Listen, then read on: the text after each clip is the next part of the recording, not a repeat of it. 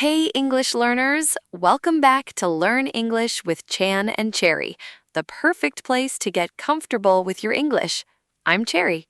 Hello, Cherry, and hello, everyone. I'm Chan. How are you today, Cherry?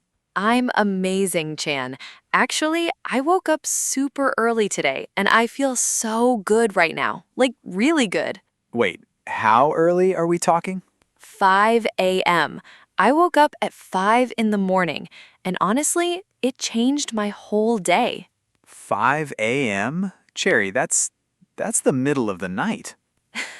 That's exactly what I used to think. But here's the thing. Some of the most successful people in the world wake up at 5 a.m. every single day. Really? Like who? Like famous people? Yes, Apple's CEO Tim Cook wakes up at 3:45 a.m. Oprah Winfrey, Michelle Obama, Richard Branson, all early risers, and they all say the same thing. The morning is their secret weapon. Secret weapon? You mean like their special power? Exactly. The quiet morning hours before the world wakes up, that time belongs only to you. No messages, no noise, no distractions. Just you and your thoughts. Okay, I'm curious now. But also, I really love my sleep. Oh, trust me, I know that feeling very well. But today, we're going to talk about why 5 a.m. might be the best time of your life and how to actually do it without suffering. Without suffering? Okay, Cherry, you have my full attention now. Good. And hey, before we go deeper into this, real quick, if you're learning English with us and you want more episodes like this one, please subscribe to our channel right now. Hit that like button, turn on notifications, and share this episode with a friend who also wants to improve their English. This podcast helps you learn real, natural English. So let's grow together. Yes, subscribe and join our family, everyone. Okay, Cherry, so tell me, where does this 5 a.m. idea even come from? Like, who started it? There's a really popular book called The 5 a.m. Club by Robin Sharma. And in that book, he says that the first hour after you wake up is the most powerful hour of your day. The most powerful hour? Why that one specifically? Because your brain is fresh. You haven't checked your phone yet. You haven't seen any bad news. You haven't argued with anyone. Your mind is clean and calm, like a blank page. Oh, so it's like your brain is fully charged in the morning. Yes, exactly like that. And here's the interesting part. Robin Sharma says to use that first hour in 3 parts: 20 minutes of exercise, 20 minutes of planning, and 20 minutes of learning. Wait, that sounds simple. Like, really simple. Is it actually that easy? The idea is simple. The doing is another story. Let me tell you what happened to me the first time I tried the 5 a.m. routine. Oh, yes, please. I want to hear this story. Okay, so this was maybe 3 years ago. I read about the 5 a.m. club and I thought, yes, I'm going to do this starting tomorrow. So I set my alarm for 5 a.m., feeling very excited and motivated. And then? And then the alarm went off and I turned it off immediately without even opening my eyes. I didn't even remember doing it until I woke up at 9 a.m. Jerry, that's so relatable. I do that every morning with my alarm. Right? So the next day I tried again. This time I put my phone across the room, so I had to get up to turn off the alarm. And you know what? It worked. I got up. Okay, that's smart. So just moving the phone helped? It helped me get out of bed, yes. But then I just stood there in the dark, half asleep, thinking, now what do I do? Oh no, you had no plan. No plan at all. I was just standing there like a confused robot. So I went back to bed. That was day 2. Failed again. So what changed? How did you actually make it work? I learned that waking up early is not the hard part. The hard part is having a reason to wake up. You need something to look forward to. You mean like a reward? Something exciting waiting for you? Exactly. For me, it was coffee. I love good coffee. So I told myself at 5 a.m., you get your favorite coffee completely alone in total silence.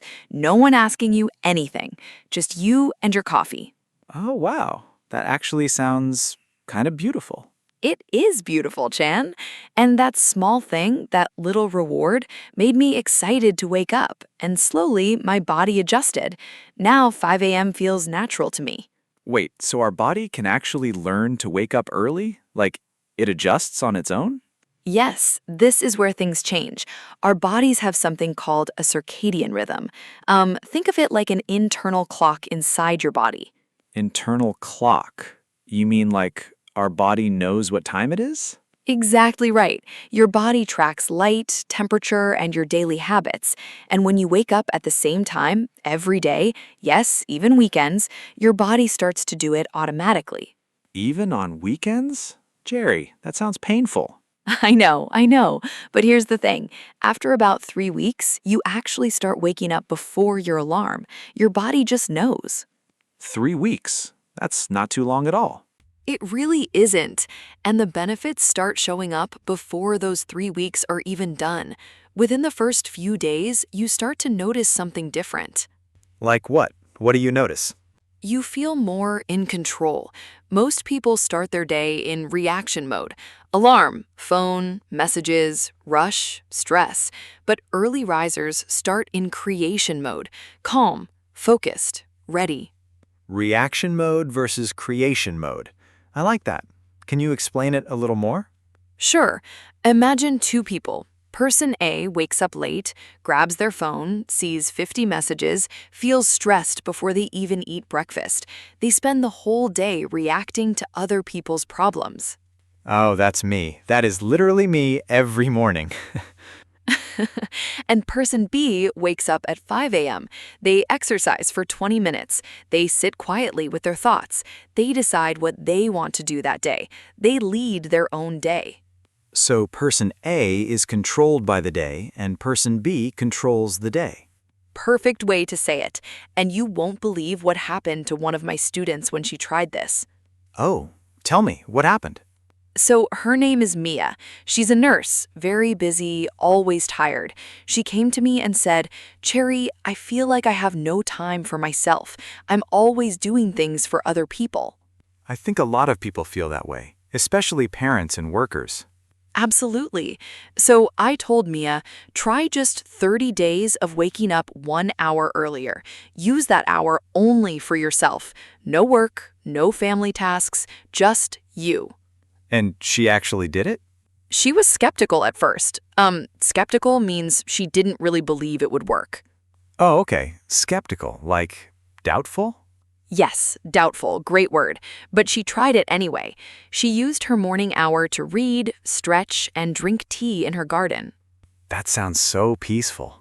And after 2 weeks, she messaged me and said, "Cherry, I feel like a completely different person. I'm less angry, I'm more patient with my patients. I even started journaling." Wow. Just from waking up 1 hour earlier? Just from giving herself one protected hour. No interruptions, no demands, just her own quiet time. That hour changed her whole energy for the rest of the day. This is making me want to try it, but okay, I have to be honest. I'm a night person. I do everything at night. I study at night, I watch videos at night, I create at night. Can a night person really become a morning person? Okay, so this is a great question. And to be honest, some people are naturally more alert at night. Scientists call them night owls. Night owls, like the bird that stays up all night? Exactly. And people who love mornings are called early birds. Now, science says that yes, our natural sleep preferences are partly genetic. So some people genuinely find it harder to wake up early. See, I knew it. I'm just a night owl by nature. But here's the thing, even night owls can shift their schedule, not to 5 a.m. necessarily, but maybe 6 or 7. The goal isn't 5 a.m. exactly. The goal is having a calm, intentional morning, whatever time that is for you. Oh, so it's not actually about the exact time. It's about having that peaceful morning routine. Bingo. 5 a.m. is just a symbol. It represents discipline, intention, and ownership of your time. If your version of that is 7 a.m., that's perfectly fine. Okay, that makes me feel so much better. So it's about the routine, not the clock. Exactly. Now, let me share something really interesting. There's a study from Harvard University, and they found that people who wake up earlier tend to be more proactive. Proactive. You mean like they do things before they have to? Yes, they don't wait for problems to happen. They plan, they prepare, they take action early. And that mindset, that habit of being proactive, follows them into everything they do. So waking up early actually changes how you think, not just what you do? This is where it gets really deep, Chan. When you wake up early every day, you prove something to yourself. You prove you have self-discipline. Self-discipline. You mean like you can control yourself even when it's hard? Exactly.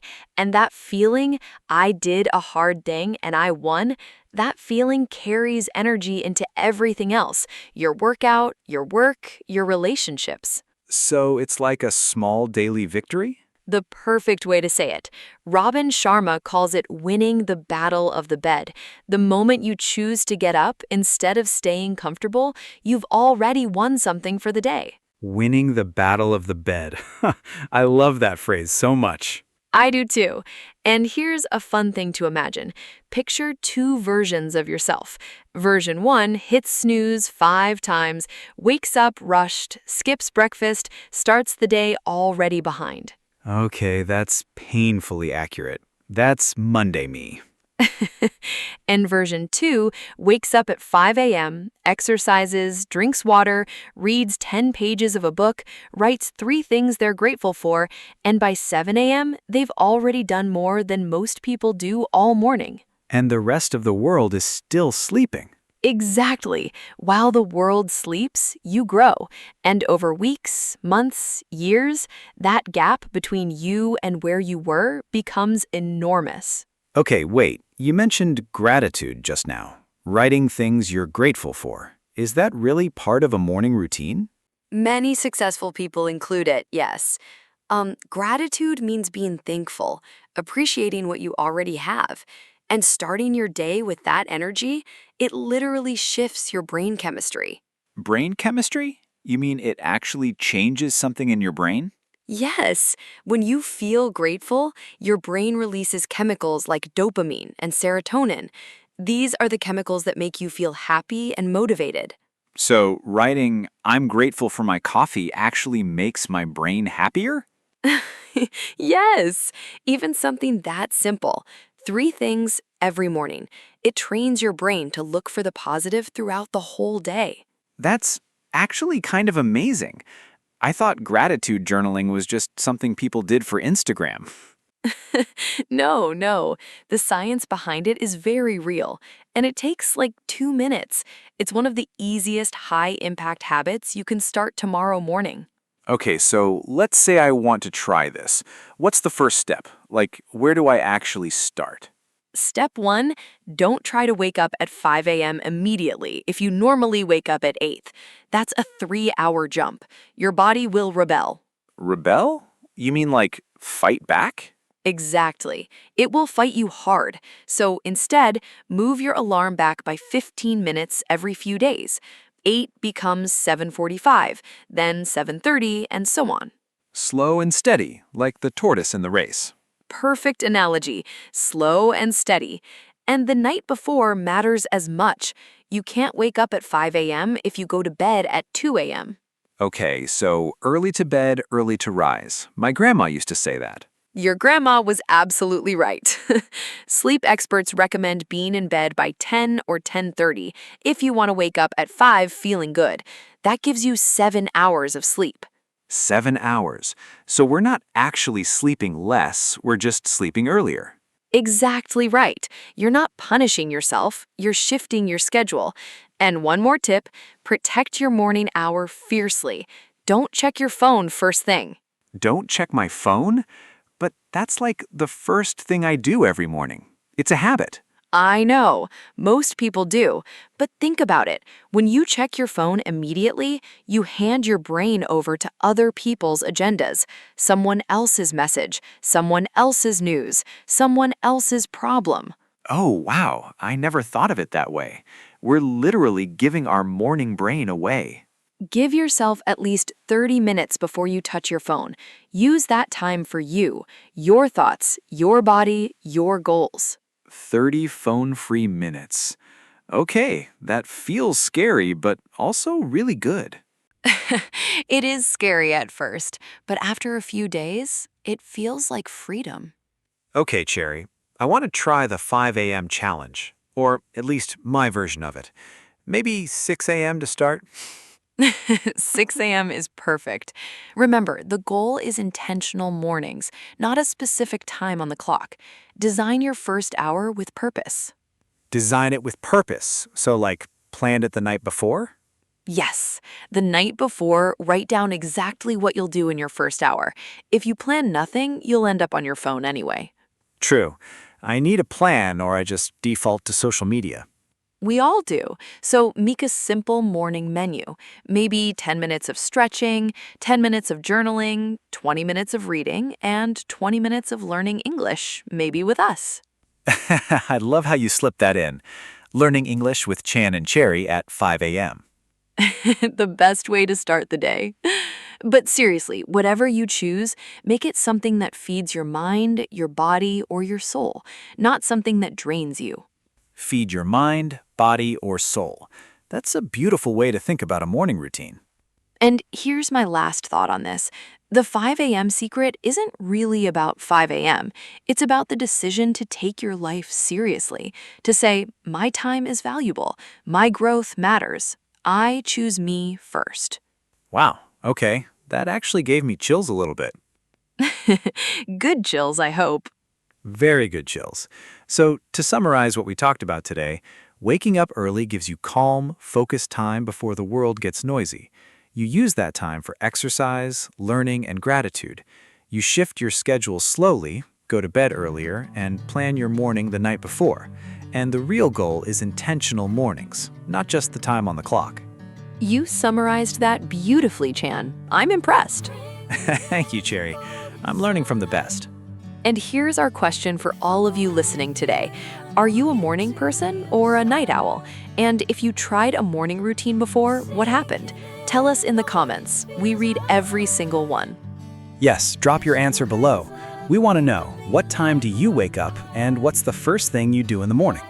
And if this episode gave you something useful today, please share it with one friend who needs a little motivation. One share from you can change someone's morning and maybe their whole life. That's so true. Little things matter. Okay, everyone, thank you so much for spending this time with us today. Keep learning, keep growing, and keep showing up for yourself. See you in the next episode, English learners. Until then, set that alarm, make that coffee, and win the battle of the bed.